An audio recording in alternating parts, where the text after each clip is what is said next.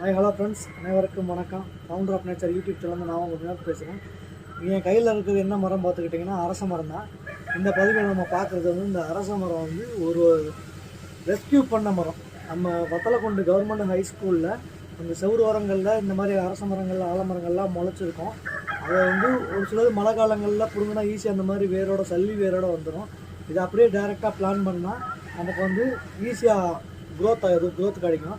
அப்படி ரெஸ்கியூ பண்ண மரம் தான் இந்த அரச மரம். இன்றைக்கி நம்ம வீட்டில் வந்து புது உரதாக இதெல்லாம் பிளான் பண்ண போகிறோம். பிளான் பண்ணி ஒரு பெரிய மரமாக ஒரு 10 அடி வரைக்கும் வர எப்படி ஒரு 2 இயர்ஸ் ஆகும். அந்த 10 அடி வரையும் வர அளவுக்கு வீட்டிலே நம்ம வளர்த்து அதை வந்து நம்ம போய் கோவில்களில் இல்லைன்னா பொது இடங்களில் நம்ம வந்து பிளான் பண்ண போகிறோம். அதான் இந்த பதிவில் பார்க்குறோம். நம்ம ஆல்ரெடி இப்போ நம்மள்கிட்ட கரண்ட்டாக இருக்க மரம் வந்து வீட்டில் ரெஸ்கியூ பண்ணி வளர்த்ததில் ஹைட்டாக இருக்க மரம் வந்து இந்த பூவரச மரம்.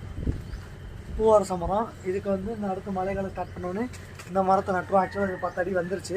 கொஞ்சம் வளைவாக இருக்கனால தெரியல, 10 அடி இருக்கும். இந்த பூவரச மரத்தை வந்து பிளான் பண்ணுவோம். இந்த மாதிரி அதிகமான ஆக்சிஜன் தரக்கூடிய மரங்களை செலக்ட் பண்ணி அதிக ஆண்டுகள் வாழக்கூடிய மரங்களை செலக்ட் பண்ணி தான் நம்ம பிளான் பண்ணிட்டு வந்துட்டுருக்கோம். மறக்காமல் நம்ம பேஜை ஃபாலோ பண்ணுங்கள். நன்றி, வணக்கம்.